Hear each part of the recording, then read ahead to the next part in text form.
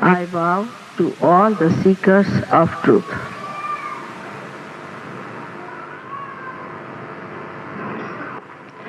At the very outset, we have to know that truth is what it is. We cannot change it. We cannot conceptualize it. We have to know it. Unfortunately, at this human awareness level, we cannot know the truth.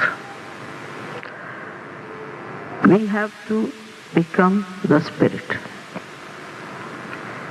Whatever I am telling you today need not be accepted. No need to have blind faith because all of them has praised Sahaja Yoga so much. But keep your mind open, like scientists. And I put before you this hypothesis, and if it works, as honest people, you have to accept it, because it is for your benevolence and it is for the benevolence of the whole world.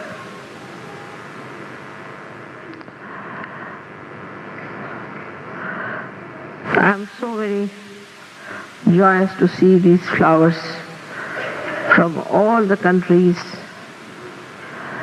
where I have so many children. It fills my heart to see the harmony between these flowers, the way they are so harmonious. We have people from all kinds of races, all kinds of religions, all kinds of nationalities, all kinds of political systems. But there's such a beautiful brotherhood and sisterhood among them. Without any effort, it has been achieved. Automatically, they have become so beautiful because there is between ourselves and the reality a very little distance. If we can cover that distance and if we could absorb the reality, then we'll be amazed how you are so fantastic, so glorious, so wonderful. If you see the world, we have problems, ecological problems, political problems, economic problems, family problems, all kinds of problems. But the center point of all these problems is one, that's the human being. And if somehow we can transform this human being into a new awareness of universality, then all these problems can be solved. As we had saints in our country, as we had great philosophers in so many countries, all of them have talked about the spirit. All the scriptures also have talked about becoming the spirit. But in reality, all these religions, which were very great, which were very pure, were absolutely real, got into mess because people who followed them were either money-oriented or power-oriented.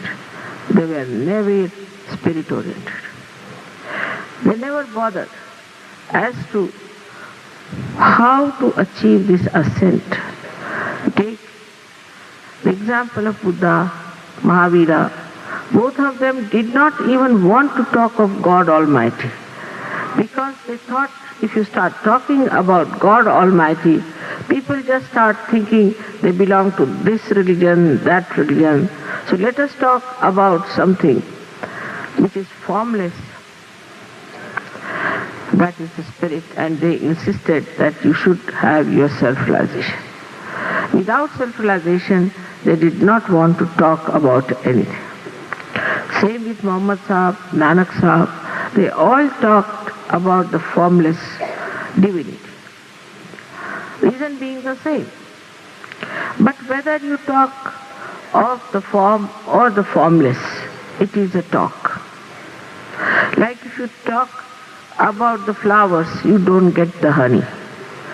And if you also talk of the honey, you don't get the honey. Talks are talks. These are words. In Sanskrit, Adi Shankaracharya called it as Shabda Jalam. It's the web of the words. How to go beyond the web of the words. Of course, Kundalini awakening is not a new thing in this country. Sahaja Yoga also is not a new thing. And it has been expressed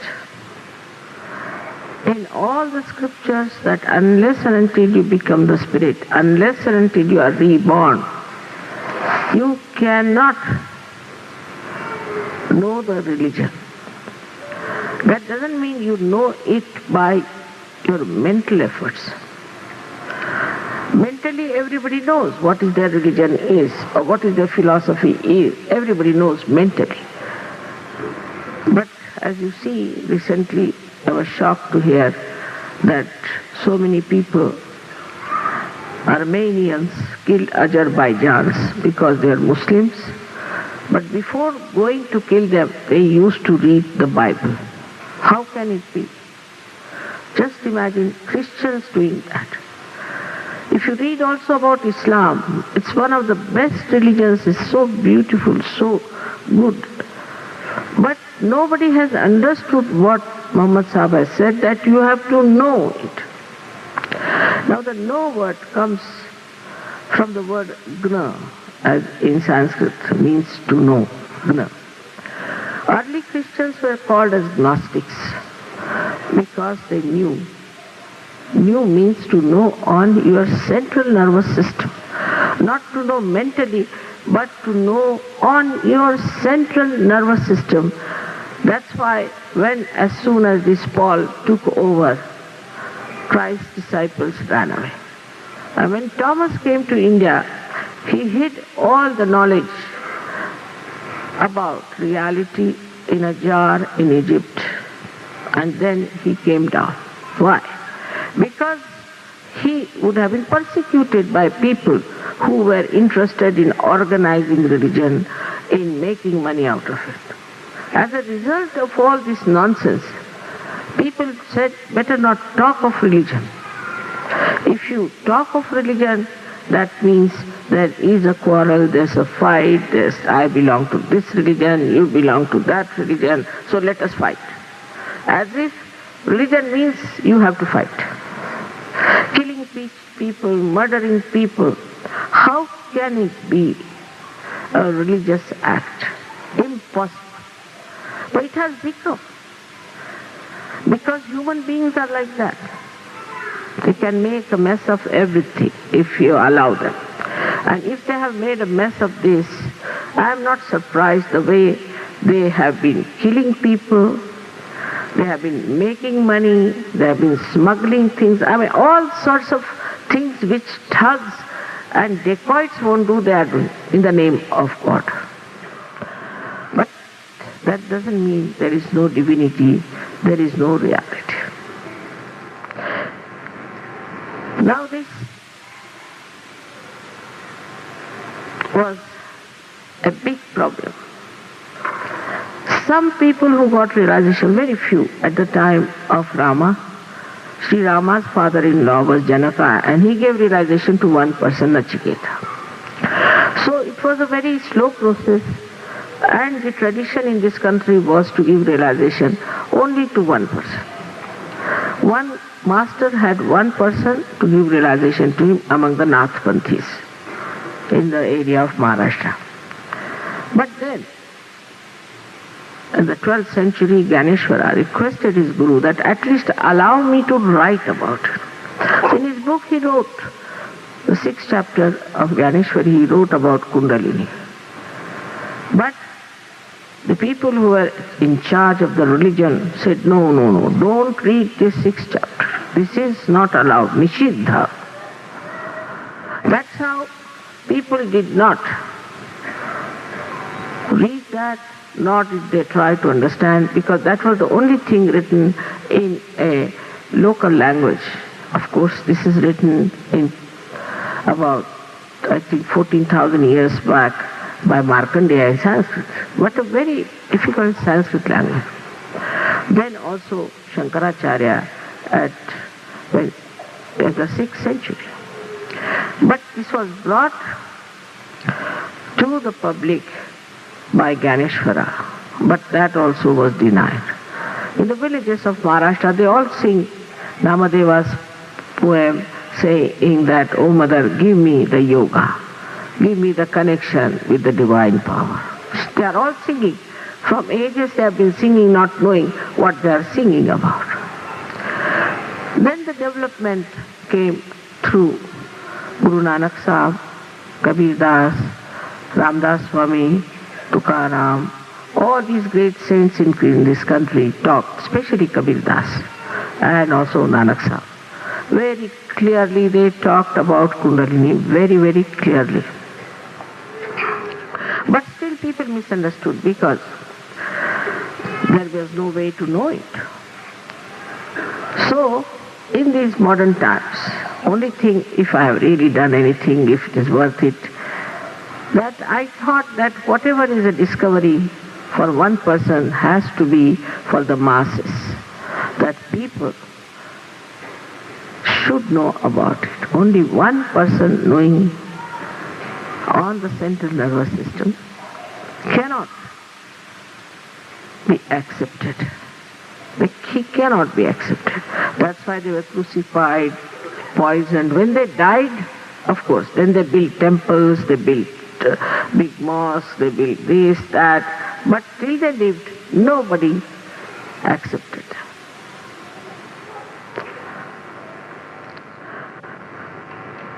Somehow or other, I could manage a method by which you could raise the Kundalini of masses.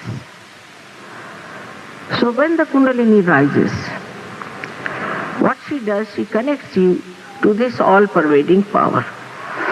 Now this all-pervading power is doing all living work. Look at these flowers. We take them for granted. Look at our eye. We take it for granted. It's a big work, great work of a very delicate camera. What about your brain, which is another great computer, already programmed? But we just accept it, or we just know it and do not want to know how it works. All the living processes we accept blindfolded, and we are not at all concerned as to know how these flowers have come out of the Mother Earth, how their heights are maintained, how their colors are reproduced from a small little seed. All this comes to us because we do not know about it. But this all-pervading power, which they are talking about, pure love, that pure love is the one, that energy that does all these beautiful, delicate things. Once you are connected with that, your spirit gets enlightened. In the sense it is an enlightenment, but it enlightens your attention. As your attention enlightens, you become a different personality altogether. First of all, you become collectively conscious. Means you know about others also. You know about your own centers on your fingertips. Also you know about others, their subtle centers, what is their problem. Now these centers are the ones which are the foundations of our physical, mental, emotional and spiritual being. When you put these centers right, you are all right. That's how you know here in Delhi we have 2 doctors and third one is coming up who have got their MD in cures of surgery. Many diseases which are supposed to be incurable can be easily cured in Sahaja Yoga because this Kundalini, when she passes through these 6 centers, she enlightens those centers, nourishes those centers and integrates them, so in totality you are all right. It's not like that one part of the body is treated, another part is neglected. In totality, in the whole balance.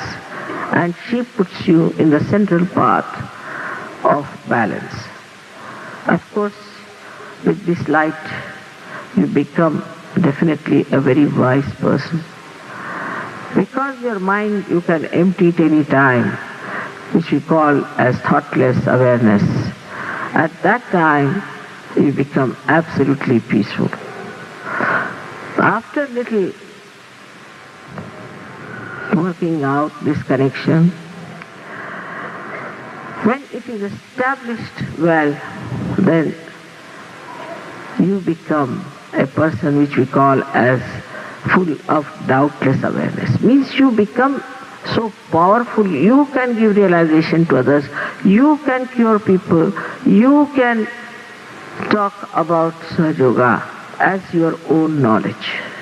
It's true, I have guided whenever they ask me questions and things about it. But so much has come from within. And the enlightenment has told them that these scriptures are very different from the way the people are following them. We can now see the enlightenment of these great souls who came on this earth to help us. So in the evolutionary process now, we are just standing at the edge of our last breakthrough, and that is self-realization. And the whole world has to get it. Of course, I don't know if the whole world will get it or not, but the way it is moving in Sahaja Yoga, in thousands and thousands and thousands everywhere, I feel that lots of people in my lifetime only will get realization. Not only that, but they will form that beautiful society which doesn't fight, which doesn't have violence, which is not cheating, which is not ambitious, which is not quarreling with each other, which doesn't talk ill of others, which doesn't cut each other's throat. These ideas do not come into their head. They are extremely moral. They don't look at other women. They do not trouble their children. They are the most law-abiding people. Automatically, I don't have to tell them, don't do, don't do. All their bad habits drop out.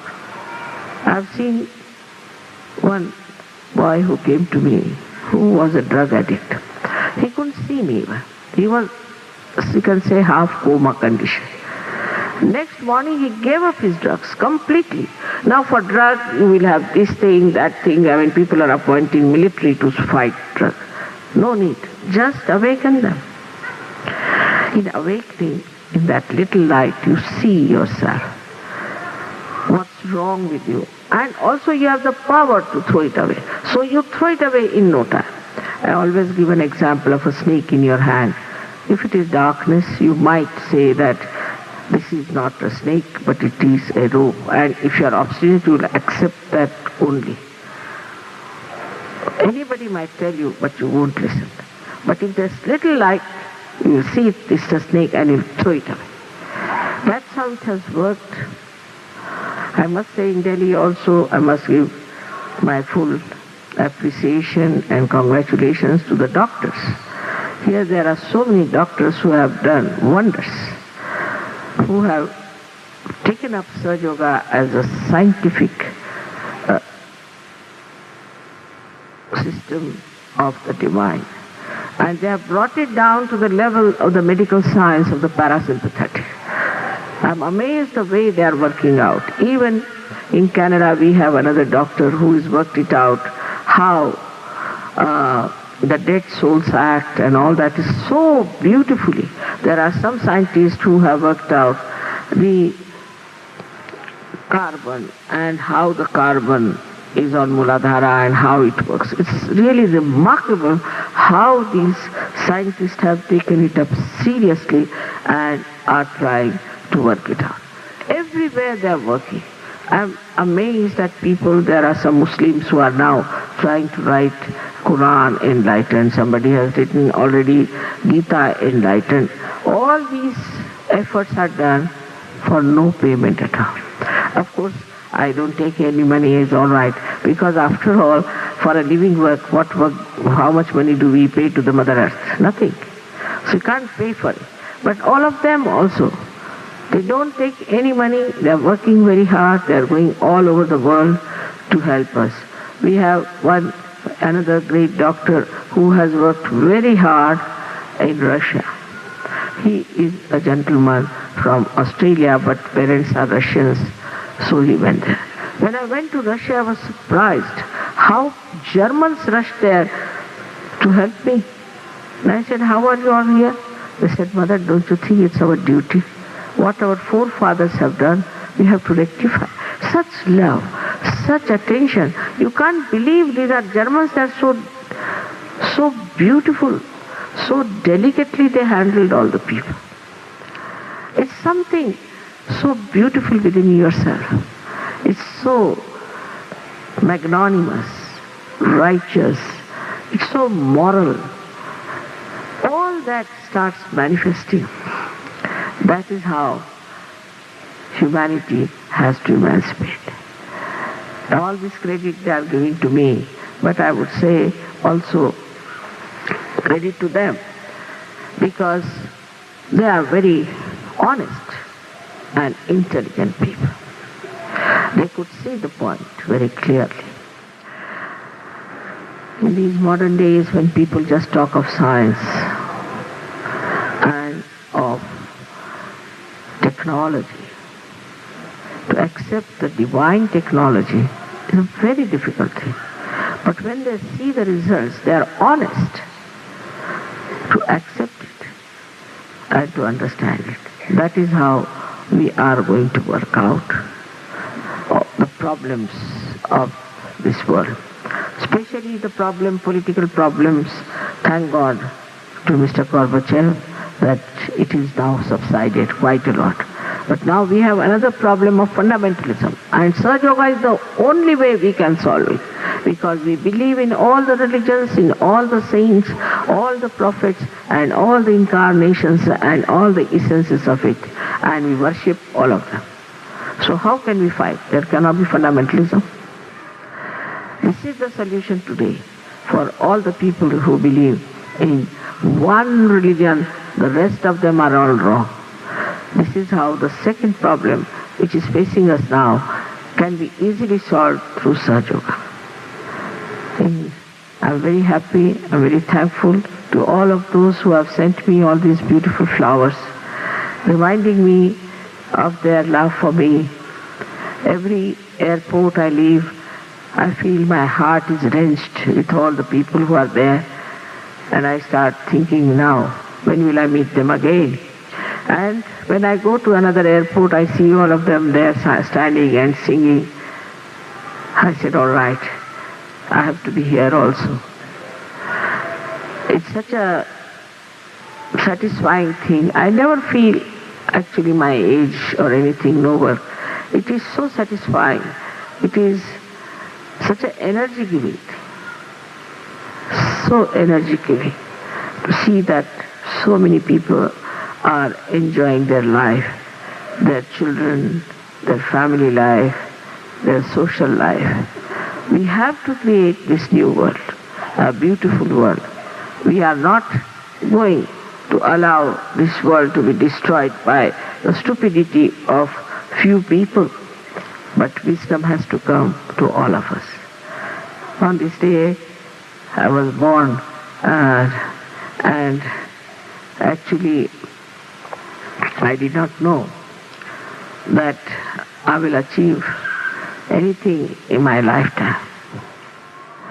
Really, I tell you, my father, who was a realized soul, used to always tell me, don't talk about any reality. Don't say anything. Till you have found out the mass evolution of people, just don't say a word, because you will create another Quran or Bible or something. It is useless. So you first of all see to it that you achieve that state for human beings.